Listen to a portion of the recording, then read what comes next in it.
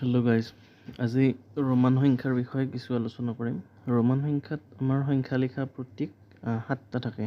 আই মানে 1 লিখিব লাগিলে আই, ভি মানে 5, তাৰপিছত এক্স মানে 10, এল 50, চি 100, ডি 500, এম 1000। তাৰোপৰি যদি বেছিকৈ লিখিব লগা হয় 1000তকৈ বেছি, যেনিবা ডাবল এম 2000, ট্ৰিপল এম 3000, তাতকৈ বেছি লিখিব লাগে 4000 আই ভি, তাৰ ওপৰত বাৰ দিব লাগে এনেকুৱা। এতিয়া 1 লিখিব গ'লে আই, 2 লিখিব লাগিলে ডাবল আই, 3 লিখিব লাগিলে ট্ৰিপল আই, 4 লিখিব লাগিলে 4টা আই দিব নোৱাৰি। 4 লিখিব লাগিলে আমি লিখিব লাগিব আই ভি মানে হ'ল ভি মানেতো 5ৰ পৰা 1 বিয়োগ কৰি দিলে আই ভি মানে 4 হৈ গ'ল, কাৰণ ভি মানে 5, আগত আই লিখিলে 1টো বিয়োগ কৰা হয়, 5ৰ পৰা 1 বিয়োগ কৰিলে 4 হয়। ঠিক যদি উল্টাটো হ'ল ডাঙৰ, ভিটো ডাঙৰ, ভি মানে 5 আৰু 5ৰ পিছত 1 বঢ়াই দিলে 6 তাৰপিছত 7 লিখিব লাগে, আৰু এটা আই লগাই দিলে হ'ল 7 হৈ গ'লে। যদি 8 লিখিব লাগে ভি আই 8 হৈ গ'ল, 5 6 7 8। তাৰপিছত যদি 9 লিখিব লগা হয়, ভি 4টা আই লিখিব নোৱাৰি, সেইকাৰণে আই এক্স মানে হ'ল 10ৰ পৰা 1 বিয়োগ কৰিলে 9 হয়, এক্সৰ আগত আই দি দিলে 9 হৈ যায়। ঠিক তাৰপিছত কিছুমান ৰুল আছে। ৰোমান নম্বৰছত একেলগে 4টা নম্বৰ চিৰিয়েল ইউজ কৰিব নোৱাৰি, যেনে আই 3 হ'ল 4, এনেকুৱা লিখিব নোৱাৰি। তাৰপিছত এক্সটো 3বাৰ ইউজ কৰিব পাৰি হায়েষ্ট, 30 হ'লে। তাৰপিছত চি 3টা লিখিলে 300, ডিটো এবাৰেই, 2বাৰ কণ্টিনিউ ইউজ কৰিব নোৱাৰি, এইকেইটা কৈ আছোঁ পিছত। তো এমটো 3বাৰ হায়েষ্ট একেলগে ইউজ কৰিব পাৰি, চিটো 3বাৰ। তো আই এক্স চি এম এইকেইটা 3বাৰলৈকে ইউজ কৰিব পাৰি, কিন্তু ভি 2বাৰ একেলগে ইউজ কৰিব নোৱাৰি। ভি এবাৰ ইউজ কৰিব পাৰি। তাৰপিছত এল এবাৰে ইউজ কৰিব পাৰি, একেলগে 2বাৰ নোৱাৰি। তাৰপিছত ডি এবাৰে পাৰি, তো ডাবল ইউজ কৰিব নোৱাৰি। যেনে যদি 50 লিখিব লাগিল এল, 100 লিখিব লাগিলে ডাবল এল লিখিব নোৱাৰি, 100 লিখিব লাগিলে চি লিখিব লাগিব। ঠিক 150 লিখিব লাগিলে চি এল, চি মানে 100 প্লাছ এল মানে হৈ গ'ল 50, 150 হৈ গ'ল। তাৰপিছত ৰোমান পদ্ধতিত শূন্য নাথাকে, ৰোমান পদ্ধতিত শূন্য নাই।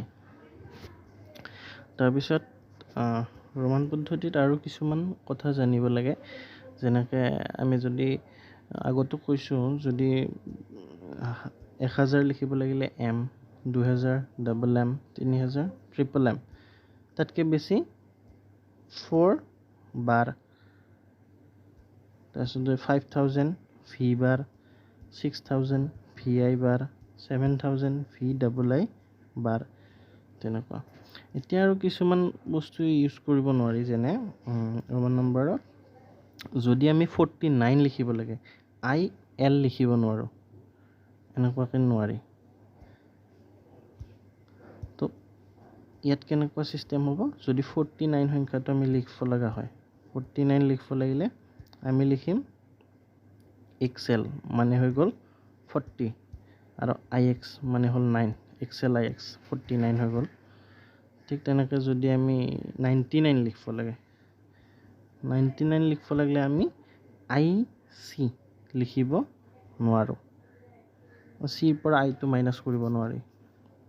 আইটো এক্সৰ পৰা পাৰি, আইটো ভিৰ পৰা মাইনাছ কৰিব পাৰি।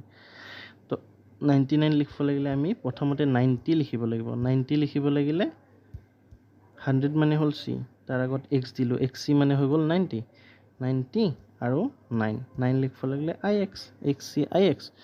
ঠিক এইটো ছিষ্টেম।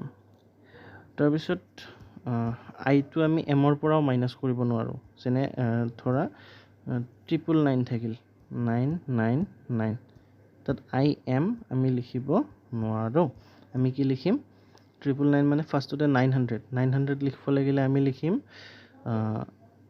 চি এম চি মানে 100 এম মানে 1000 তো 1000ৰ আগত লিখি দিলে এইটো বিয়োগ হৈ যাব মাইনাছ 1000ৰ পৰা 100 মাইনাছ হৈ যায় তেতিয়া চি এম মানে হৈ গ'ল 900 তাৰপাছত লিখিব লাগিলে 90 মানে হ'ল X C C M X C আৰু 9 মানে হ'ল I X C M X C I X 999 ঠিক একেদৰে আমি যদি 798 লিখিম 798 লিখিবলৈ প্ৰথমতে লিখিব লাগিব 700 কেনেকৈ লিখিম ডিটোৱে 500 বুজায় ডাবল চিয়ে 600 700 বুজায় তাৰপিছত 90 লিখিব লাগিলে এক্স চি মানে 90 100ৰ পৰা 10 মাইনাছ কৰিলে 90 হৈ গ'ল এক্স চি তাৰপিছত আহি গ'ল 8 মানে হৈ গ'ল ভি ট্ৰিপল আই তেনেকুৱা তো এনেকুৱা ছিষ্টেমত লিখিব লাগে তো ফাৰ্ষ্ট বেছিক কিছুমান বস্তু জানিব লাগে যে 1ৰ পৰা 10লৈকে আমি লিখিব জানিব লাগে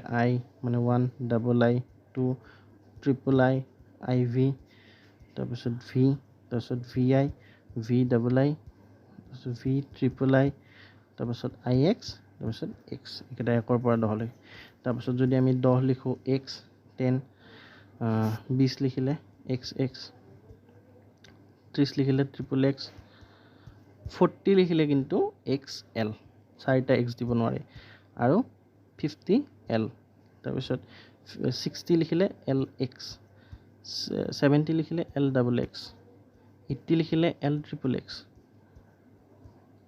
90 লিখিলে এক্স চি তাৰপিছত 100 লিখিলে চি তেতিয়া যদি আমি 10ৰ পিছত 11 12 লিখিব যাওঁ 11 12 লিখিব গ'লে আমি লিখিব লাগিব X I 11 X double I 12 X triple I 13 X I V 14 X V 15 X V I 16 X V double I 17 X V triple I 18 X I X 19 double X 20 পিছত 21 double X I 22 double X double I 23 double X triple আই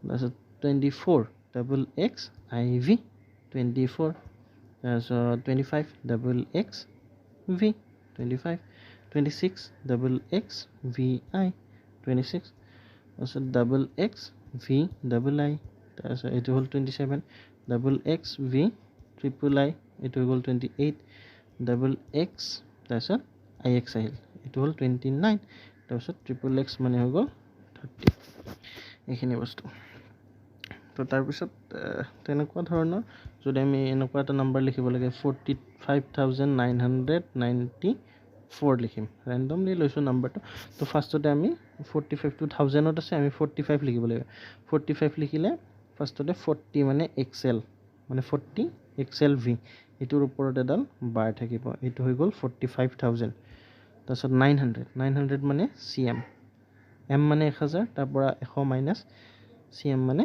900 তাৰপিছত আহি গ'ল 90 মানে x C তাৰপিছত 4 মানে আই V তেনেকুৱা ছিষ্টেমত লিখিব লাগিব তো ৰোমান নাম্বাৰৰ বিষয়ে আৰু বহুখিনি কথাই আছে তো আজিৰ ভিডিঅ'টোত এইখিনিয়ে থেংক ইউ